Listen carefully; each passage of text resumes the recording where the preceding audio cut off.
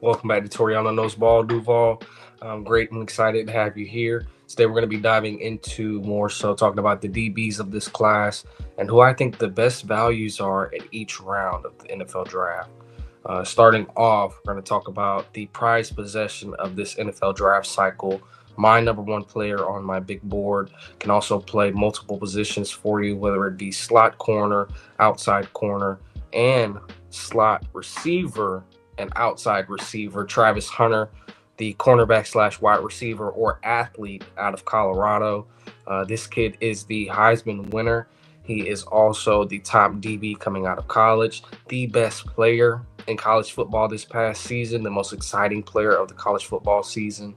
Also, college football 25 cover athlete. This is my number one player.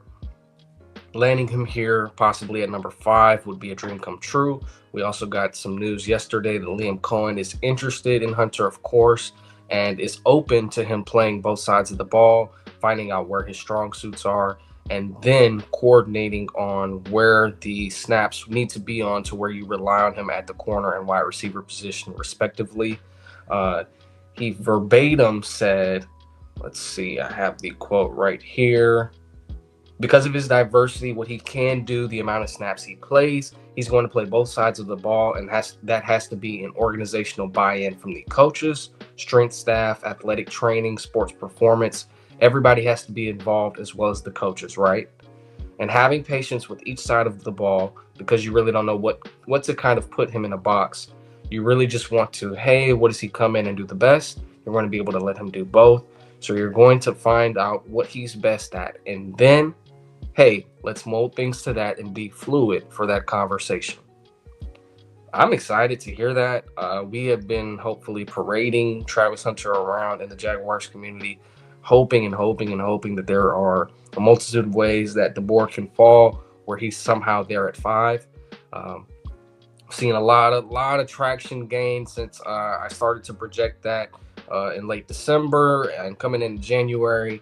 And a lot of people this past month of March, we're in April now, folks. We're getting close. We're within 30 days.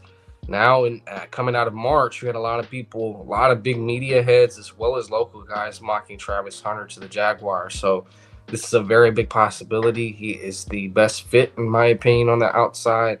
As well, you have guys in Jordan Lewis and Jarian Jones who can continue to be chess pieces for you. They both can play inside or out. They both have strong suits in the nickel, but can play outside. If you add a guy like Travis Hunter to that room, not only do you have five DBs in Travis Hunter, Tyson Campbell, Jordan Lewis, Jarian Jones, and Monteric Brown as your third outside guy, you have five guys that can play spot minutes, long minutes, finish drives, as well as be versatile. Campbell can play left or right corner for you. Monteric is the same. Uh, I think Hunter can play all three spots, and I think Jarian can play all three spots. Jordan Lewis has played outside corner coming out of Michigan in his draft class, and then converting into the slot coming into the NFL. So he has experience. He's played outside in the NFL as well, but it's more of a nickelback. They paid him $10 million per year to be that top nickelback. I think if you add Travis Hunter here, he is going to be your long-term option starting at the cornerback position next to Tyson. And you're looking at a formidable DB room. But going into the second round, my ideal DB is going to be Xavier Watts. You'll see details on him. I'll provide the link to my recent article with football analysis that I detail why he should be a Jacksonville Jaguar.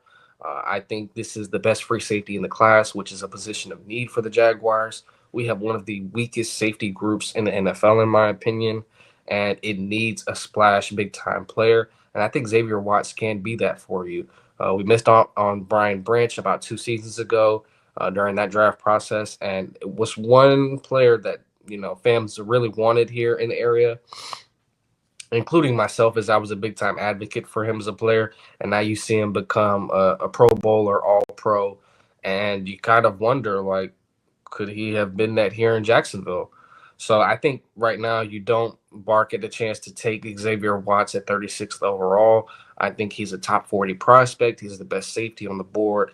I have him as actually my 35th player on my big board. So getting him at 36 is perfect value, possibly even a steal if he hits his all pro potential. This guy is a ball hawking safety, 13 interceptions over the past 2 seasons. And I mean, he's been All American, been one of the top defensive backs in terms of passer rating allowed. I mean, you name it, this guy has done it. He just was playing in the national championship for Notre Dame. I mean, you get guys that play at a high level that lead to winning. That's the point. That's what you want. You want guys in your program that come from winning programs that have high IQ, that have a high pedigree, and that have high character. And Xavier Watts checks all the boxes for me. Just being able to see some of his interviews as well, but looking at the game film, he is a game wrecker, game changer, and you want more players like him in your room. In the third round, my ideal selection would be Noah Williams out of the University of California, cornerback, and also takeaways. 14 career interceptions. This guy is a sticky corner. He's a man corner. He's also a player that I mentioned and shout outed in my recent article for Football Analysis. So I look forward to you guys checking that out, hopefully. He is, big time. He's got interceptions on tape of Cam Ward and Shedeur Sanders. I mean, this guy, he elevates at the biggest moments. He's pass breakup king. I mean, what more can I say? Between him and Xavier Watts, if you were to add these two, if you missed out on Travis Hunter and you added Xavier Watts and Noah Williams, you feel great coming out of the draft because you made a weakness a strength in terms of being able to take away the ball. You added two high IQ guys that are able to read the quarterback's eyes. They're able to fit their run fits and able to read and diagnose the run, as well as play high. They're able to go out and play deep and run with these guys. Both of them have 4.5 speed. They're not burners, but they're able to really, really track the deep ball and make plays down the field, whether it's coming downhill or playing on the outside. So I think Noah Williams has a chance to be a big time starter. I don't know if it's going to lead to Pro Bowls. I don't know if it's going to lead to all pros, but the tape says he can be a starting corner in the NFL. So that would be my third round get. If you were looking for one in the fourth round, I would say Virginia Tech corner Dorian Strong. I mean, he has the length, the attitude, the get. This is the type of guy that the Jaguars actually interviewed at the combine, and they have a lot of interest in. I think he fits the mold of what Campanile is looking for in a cornerback. I think he has some range to him. He has some speed, and he's got a lot of experience coming out of Virginia Tech as well. So that would be the type of guy that I'm looking for. If I were to look for a guy on day three, it would be Zaw Frazier, another guy that we mentioned in the article for Football Analysis. Once again, I'll continue to plug that. Excited to continue writing for them, and I hope you guys enjoy the content and coverage. But Zaw Frazier is a 6'3", 186-pound corner with 4.37 speed. I mean, the kid is the analytics love him. I love him. I think he's got a phenomenal future ahead. He is an older prospect, turning 25 years old in October. But when you have a guy that can come in and play a big time role for you, being a late round draft pick, it doesn't matter his age to me.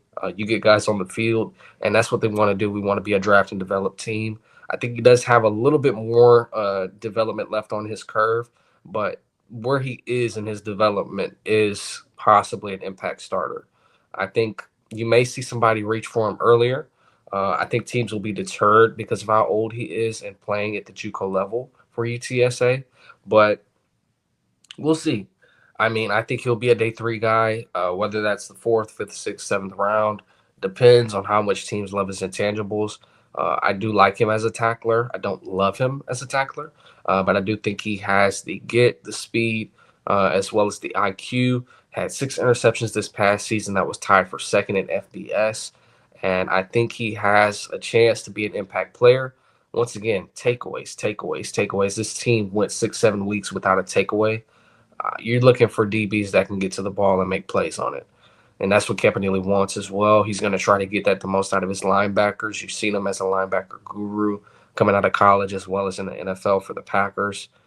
So I think right now you need to add DBs that have sticky hands, sticky coverage, and they're able to really attack the ball. Travis Hunter does that. Xavier Watts does that. Dorian Strong does that. Noah Williams does that. And Zoff Frazier does that. So those are my five guys that are ideal between day one, day two, and day three. Let me know in the comments below if you have a favorite corner that I did not mention, or even a safety prospect.